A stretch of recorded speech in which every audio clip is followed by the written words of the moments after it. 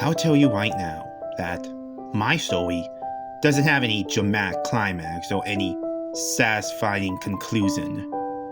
Don't bother reading this story if that's what you're looking for. My story is of one very specific moment in my life. One which, try as I might, I cannot negate as a trick my exhausted brain playing on me, or a momentary lapse of reason, and subsequent purge into childish fears. I think a fear of mules must be fairly common in this day and age. I remember when I was young, I saw one of those compilation TV horror shows. The ones where there'll be a different sort of scary story between commercial breaks. In retrospect, it wasn't the scariest thing in the world, and if I saw it again today, I would probably invite friends over and we could laugh at the bad acting or ridiculous storyline and poke fun at it. All I remember of it is that in the story, a man was being constantly tormented by a disfigured, murderous psychopath, but he only saw him when he looked in the mirror. The whole story was a typical song and dance of the man catching his stalker in the mirror behind him, turning to face him and finding nothing there. Maybe the reason I remember it so well is because it was so shortly after I heard my mom die. I say her because I never saw her body. I was watching TV, a different show this time, when I heard what sounded like porcelain breaking, followed by a loud thud coming from the kitchen 2 rooms away. The sudden noise was oddly unsurprising, but I remember craning my head over to see my mom's legs sprawled on the tiled floor. I couldn't see any more of her. The doorframe was in the way. Luckily, I suppose, my father ran in force, calling her name somewhat frequently, as I stood up but did not advance out of what I imagined was fear. I remember him telling me to stay where I was. The doctor told us a virus had gone into her heart. I remember my father protesting that he hadn't ever heard of such a thing before. Neither had I, but the concept of death itself was fairly new to me, and I remember being filled with an overwhelming sense of existential fear, as if I or anyone I knew could just suddenly drop dead and be lifeless on the floor at any moment.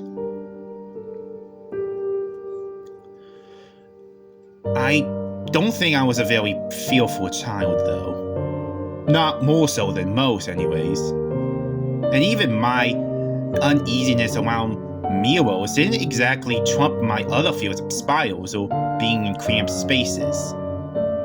I guess it makes sense that mirrors are a source of fear for people.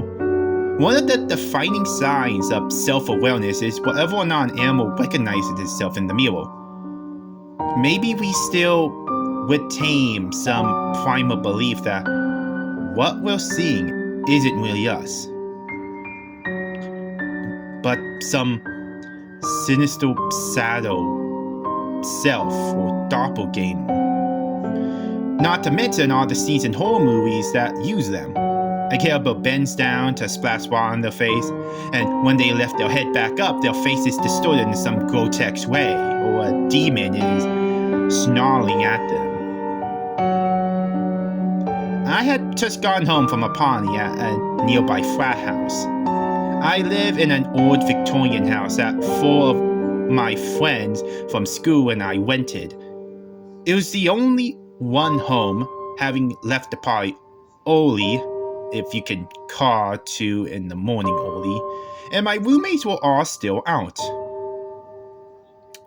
I ran upstairs to my room, exhausted and wanting nothing more than to lay in my bed and feel the rest of the world leave me behind as I drift off into endless slumber. But I didn't. In a well form, I decided to take a few more steps down the hall to the old, poorly designed bathroom. Two of my roommates sailed with me.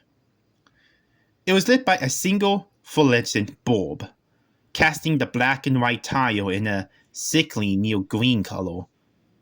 I weighed a tap sop of toothpaste on my bus and gave my teeth a once-over, before spitting the slightly brown spit and foam down the sink. Then, when I looked up, I saw her, standing behind me in the bathtub, with the curtain drawn open. My mother's mouth hung down as if screaming, but without any sound. I could tell it was my mother, but she was a grotesque shadow of how I used to remember her. Her eyes were either completely gone or simply pitch black in color. The sockets were vacuums within which nothing reflected. Her skin was so pale it was almost blue, and her dark hair looked drenched in water, hanging from her scalp tight and falling in front of her shoulders in thin strips. Her mouth wasn't exactly screaming, so much as hanging open, impossibly open, much further than a person's guard could logically extend. She seemed to be wearing a thin, white nightgown, drenched like her hair, and clung to her emaciated body. Her stick leg looked like they were going to buckle under her weight, while her arms reached back against the walls. I must have only seen her for seconds before turning around, screaming and falling backward, slamming hard against the tiled floor. The tub was empty. There had been no sound, and now as the echoes of my cry dissipated, I could only hear my heavy breathing. I don't know how long I lay on the floor of the bathroom for. The fluorescent bulb dimly buzzing as I became too frightened to even move. Eventually, I heard the downstairs door swing open as a parade of drunk college boys and their foozies poured in for the night. They found me laying on the floor and thought it was hilarious that I was so drunk I had almost passed out in the bathroom. I never saw her again.